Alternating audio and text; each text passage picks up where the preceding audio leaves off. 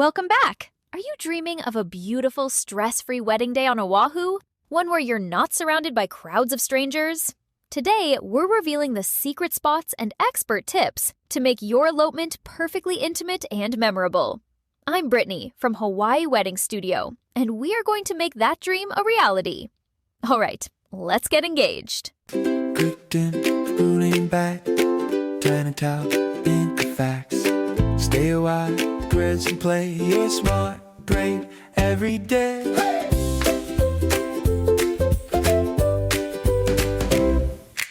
Welcome back to the deep dive. It is so great to have you sitting down with us again. Yeah, grab a coffee or maybe a Mai Tai, depending on what time it is where you are. Right, get comfortable, because today we are practically feeling the ocean breeze and the warm sand between our toes. I am so ready for this one. I mean, we are exploring a topic that honestly is going to make you want to pack a bag, completely drop off the grid, and just head straight to the airport. Just leave it all behind. Totally. We're looking at a brand new blog post just published a few days ago on March 5th, 2026 by Daniela Hyson from the Hawaii Wedding Minister website. And it is a great read. It really is. It's titled Hidden Oahu Wedding Locations That Most Tourists Don't Know About. And to back that up, we've got a massive, honestly staggering stack of Yelp and Google reviews for a local Oahu wedding officiant named Reverend James Chun. It really is a mountain of reviews. And what's fascinating about this particular combination of sources is that it gives us both the theory and the hard on-the-ground practice. Like the blog tells you exactly where to go to escape the masses. And then the reviews show you the tactical brilliance of how people are actually pulling these events off in real life. Exactly.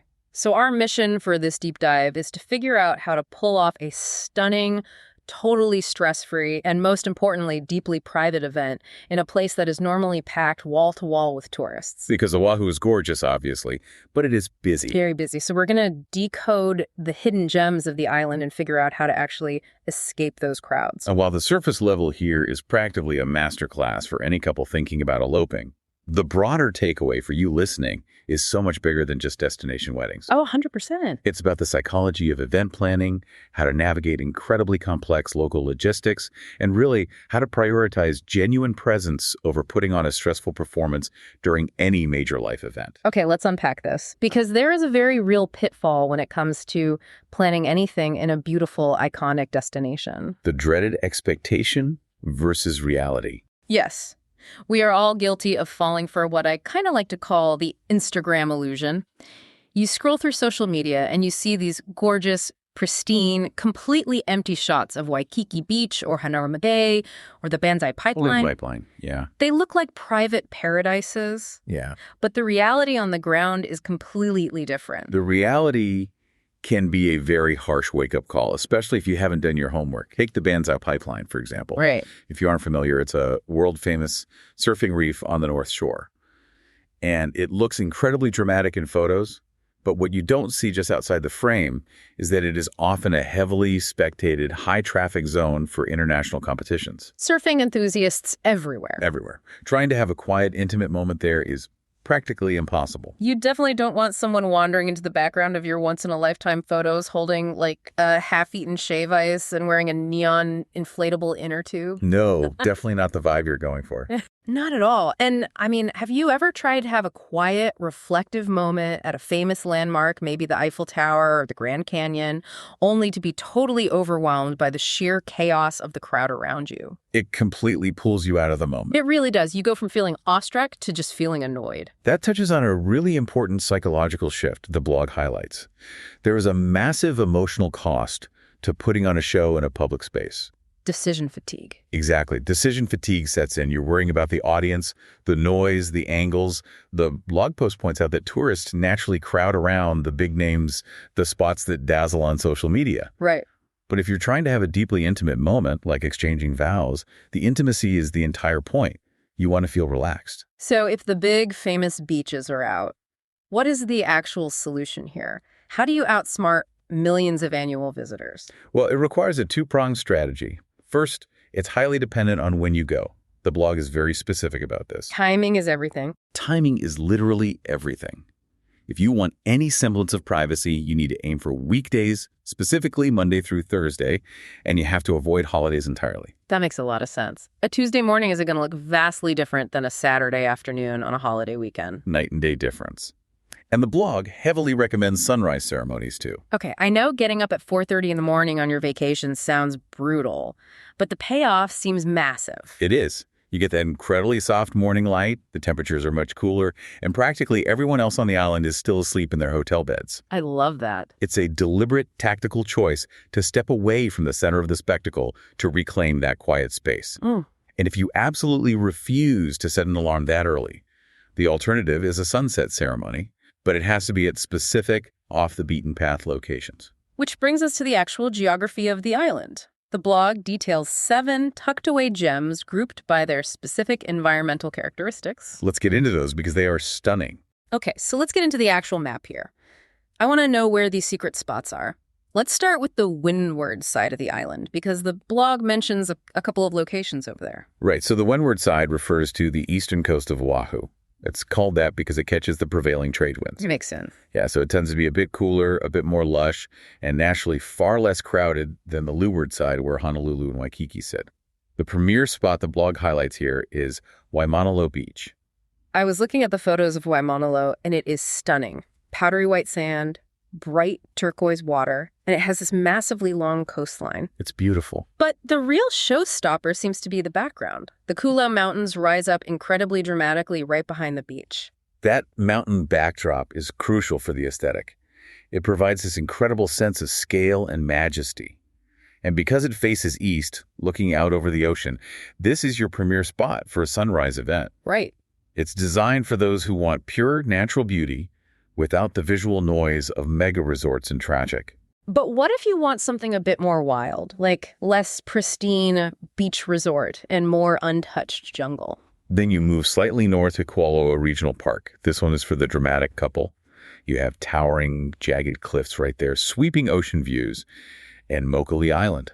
Also known as Chinaman's Hat, right? Yes, Chinaman's Hat. Sitting just offshore is this amazing, iconic focal point. Wait, hold on. Kualoa, isn't that the area where they film basically every Hollywood blockbuster? It is. We're talking Jurassic Park, Pearl Harbor, 50 First Dates.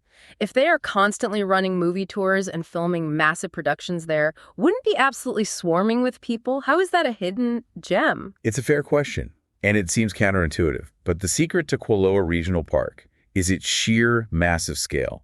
While the private ranch nearby runs the busy movie tours, the public regional park itself is vastly spread out. Ah, I see. Because the way the park is geographically structured, you can almost always find a completely isolated pocket of shoreline with those cinematic views without having a tour bus idling in the background. That is brilliant. You get movie star scenery without the movie premiere crowds. Okay, I can see how the sheer square footage would help thin out the crowds. What about the North Shore? That area is famous for massive winter waves and surf competitions. Yeah, but the blog mentions a spot called Kawela Bay. Kawela Bay. It's the true hidden gem of the North Shore, tucked away near Turtle Bay. Yeah. What makes it unique is that it sits inside a protected cove. Okay. So even when the rest of the North Shore is seeing massive, powerful surf, the water inside Kawela is usually super calm. But the real draw here isn't just the water, it's the foliage. The ironwood trees, right? Exactly. The shore is lined with these large, beautiful ironwood trees. They offer a totally different aesthetic than your typical postcard palm tree beach. Very different vibe. They provide deep, beautiful shade and create a much more secluded, almost forest meets ocean vibe. Because it's tucked away and requires a bit of a walk, the casual tourist rarely stumbles upon it. So we've got the lush windward side and the cinematic jungle vibes. But let's be real, some people are coming to Oahu specifically because they want the upscale luxury resort experience of Honolulu. Right, they don't want to hike through a forest. Exactly. And they really don't want to drive an hour across the island just to find some privacy. For that demographic, the blog offers what we might call the strategic compromise, Kahala Beach. Ah, Kahala. It's located near upscale residential neighborhoods and the famous Kahala Hotel area, just east of Diamond Head. It gives you a very peaceful, refined vibe with a clean, long shoreline, but it sidesteps the heavy foot traffic of the main Waikiki Strip. It seems perfect for a sunset event where you want elegance and ease of access, you get the beautiful photos, and then you're just a 5-minute drive from a 5-star dinner. Exactly. The blog also gives an honorary mention to Alamona Beach Park, specifically the Magic Island side, which is right in the city. Magic Island is an interesting inclusion. The blog openly admits it isn't entirely private. It's a very popular local park right near a massive shopping center. Right. But it makes the list for the same reason Kualoa does: sheer scale. It is a vast peninsula. Yeah. You've got a calm lagoon, sprawling grassy areas, and a spectacular view of the Honolulu city skyline right next to Diamond Head. That sounds amazing. It's the ultimate backup plan if you want a modern urban island feel. Okay, I want to pivot to the last two locations because these are for people who want something completely different. Location number 6 is Makapu Beach Park, down on the southeastern tip. Oh, Makapu. If you want raw, untouched drama, this is it. You've got powerful waves crashing against dark volcanic rocks and dramatic cliffs. It's a highly dynamic environment. The swimming conditions there can actually be quite dangerous due to strong currents, so it's not a spot for a leisurely dip. Definitely not. It's strictly about the raw power of nature serving as your backdrop. Plus, you have the nearby Makapu Lighthouse Trail, which offers these elevated panoramic views that give a photographer an incredible variety of textures to work with. And speaking of elevated views, the final spot is Pu'olahasa State Wayside. I love this one because it's for anyone who is thinking, I love the idea of Hawaii, but I really absolutely do not want sand in my shoes. No sand. None. It is a lush, grassy lawn area perched high up on a hill, offering this sweeping overlook of Honolulu, Diamond Head, and the entire South Shore. It's the perfect pivot away from the expected. Not every destination event has to be on the shoreline. Right. A park-style setting with an elevated, dramatic island backdrop gives you a completely different texture to the day, while still being undeniably Hawaiian. Here's where it gets really interesting, because the blog quickly points out that knowing where to go is really only about 10% of the battle. It's just the beginning. Once you find that perfect secret beach, reality sets in. You can't just show up with 20 people, a photographer, and an officiant and start an event. This is where we have to talk about the bureaucratic maze of destination planning. Hawaii has incredibly strict guidelines to protect its public spaces, and rightly so. You are dealing with the Department of Land and Natural Resources, the Department of Health for marriage licenses, and specific county rules. I don't think most people realize how technical it gets. It's not just filling out a form online. Far from it. To legally hold a ceremony on a Hawaii beach, the vendor, usually the officiant or planner, must secure a specific right of entry permit. And to get that permit, the state requires the vendor to carry a massive, specific amount of liability insurance. Wow. Furthermore, there are strict rules about what you can and cannot bring. You generally cannot set up massive floral arches, large seating areas, or amplified sound systems on a public beach. So no big speakers. Nope. You have to know the designated approved zones within these hidden beaches. If you try to navigate this as an outsider from thousands of miles away, it is an absolute nightmare. And that is exactly where the second part of our source material comes in the staggering mountain of reviews for Reverend James Chun. It really is mountain. Reading through these Yelp and Google reviews is genuinely a masterclass in operational management. When you synthesize what these couples are saying, you realize he isn't just a guy showing up to recite some nice words. He is acting as an operational linchpin. That's the perfect term for it. He is a logistical shield for his clients.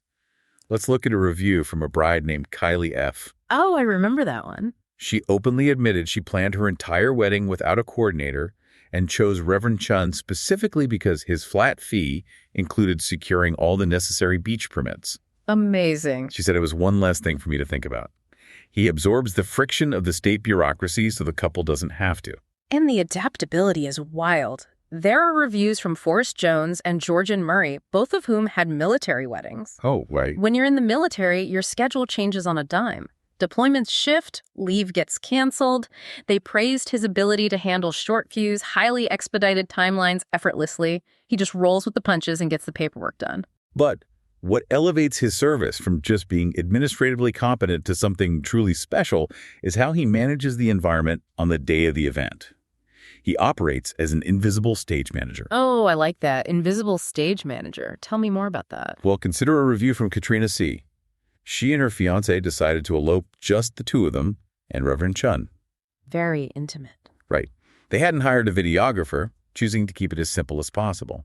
She noted in her review that she was completely surprised when Reverend Chun showed up with his own high-end 360-degree camera and offered to film their private ceremony just out of pure generosity. That is so cool. He recognized a gap in their experience and filled it unprompted. That is next-level situational awareness. Imagine being so focused on making a couple's day special that you just bring your own high-tech gear to capture it for them. It's incredible. But it's also the tiny, subtle things he does that make him the ultimate professional. Look at the review from Trisha Lee Sanchez. She raved about the rehearsal the day before, where he gave them these discreet little physical cues so they wouldn't forget their steps or where to stand. Yes, it's the subtle orchestration of the moment. And several reviewers, including Hannah Barnes and Anne-Lorraine Pasqua, pointed out a very specific, brilliant detail. The kiss. Yes. When it comes time for the first kiss, he literally steps completely out of the frame. He vanishes. I didn't know that. He does it without being asked, so the photographer can get a clean, beautiful shot of just the couple without the officiant hovering awkwardly in the background. It shows a profound understanding that the moment is entirely about them, not him. A true ninja. And we have to talk about how he handles the elements, because Hawaii is a tropical island. The weather can be wildly unpredictable. Extremely unpredictable. You can have brilliant sunshine 1 minute and a torrential downpour the next. Reviewers like Michelle Urge Takahashi and Jacelyn I both shared stories about how high winds or sudden rain threatened to ruin their original plans. Right. And Reverend Chun just seamlessly pivoted the locations at the absolute last minute to save the day. Which highlights the immense value of a local, trusted network. He isn't operating in isolation. The reviews constantly mention the fantastic photographers he coordinates with, people like Star, Hiko, Rina Osedo, and his own wife, Michelle Chun. It's a whole team. Exactly. By providing an established ecosystem of vetted professionals, he completely insulates the couple from the paralyzing stress of trying to hire reliable people from across the ocean. He controls the variables so the couple can just show up and experience the moment. So what does this all mean for you listening to this right now? Because maybe you are happily married or happily single, and you have absolutely zero plans to elope to Oahu anytime soon. Right. Why does this matter? Why should you care about the permit process for a beach in Hawaii? If we connect this to the bigger picture, both the blog and these reviews touch on a massive cultural shift happening right now. A huge shift. We are seeing a profound movement towards simplicity. People are actively choosing to step away from giant, highly choreographed, incredibly expensive performative events. Yeah. There is a deep, rising craving for intimate personal experiences where the focus is on genuine connection rather than putting on a show for 300 guests. Putting presence over performance. I think we can all relate to how easy it is to get caught up in the aesthetics of an event, whether that's a wedding, a major family reunion, or even planning a big corporate retreat. We want it to look perfect for the photos. We want the Instagram moment. But if you are stressed out about the logistics or annoyed by the tourists watching you or worried about the catering timeline, you aren't actually there in the moment. You're just working. Exactly. You are physically present, but mentally you're just managing a crisis. Precisely. The broader application here is universal. Intentional planning is what buys you the freedom to be fully present. Choosing the off-peak hour, seeking out the windward beach instead of the tourist hub, hiring the deeply knowledgeable local expert who effortlessly handles the red tape. It's so important. These aren't just wedding tips. They are vital strategies for designing any meaningful life experience. You deliberately outsource the friction so you can focus entirely on the meaning. Outsource the friction, that might be the quote of the day. Because when you look at all those hundreds of reviews for Reverend Chun, not a single person is raving about how great the Department of Health permit application process was. Right. Nobody cares about that. They don't care about the paperwork. They are raving about how they felt safe, how they laughed, how they cried, and how they actually remember the specific words that were spoken to them because they weren't distracted by a chaotic environment. And that is the true hidden value of deep expertise.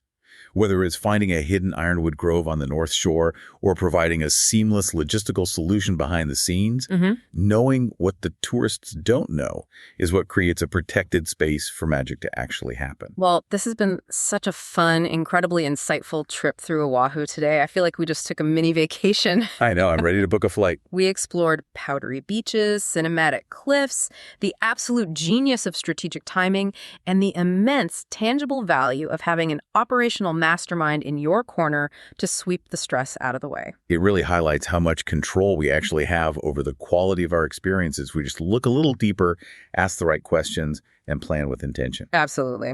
Now, before we let you go, I want to leave you with a final thought to mull over. We've seen in these sources a massive, deliberate shift away from huge performative gatherings toward quiet, hidden, fiercely protected moments.